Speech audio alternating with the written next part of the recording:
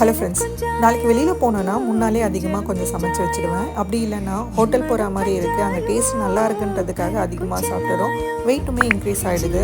இருக்கிறதுலே ரொம்ப கஷ்டமான வேலை எது தெரியுமா? குளிருக்கு நல்லா தூங்குறவங்கள எழுப்புறது தான். ஃப்ரைடே மார்னிங் 5 மணிக்கெலாம் எழுந்துட்டேன். ஆனால் மற்ற எல்லாரையும் எழுப்புறதுல ரொம்ப கஷ்டமாக இருந்தது. எழுப்பலாமா வேணாமான்னு யோசிச்சிட்டே இருக்கும்போது நிக்கி டாடி கேட்டார், இன்னும் கிளம்பலையா அப்படின்னு. நல்லா தூங்குறவங்கள எழுப்ப மனசு வரல அப்படின்னதுக்கு ½ அன் ஹவரில் எழுந்து கிளம்பிட்டாங்க. என்னை விட அவங்க தான் இன்ட்ரெஸ்ட்டாக இருந்தாங்க.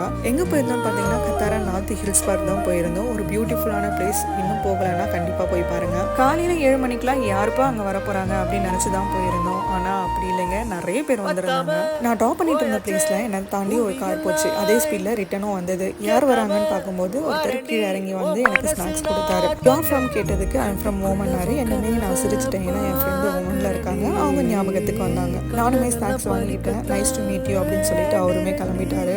இந்த வீடியோ உங்களுக்கு பிடிச்சிருக்குன்னு நினைக்கிறேன். பிடிச்சிருந்தா ஒரு லைக் பண்ணுங்க.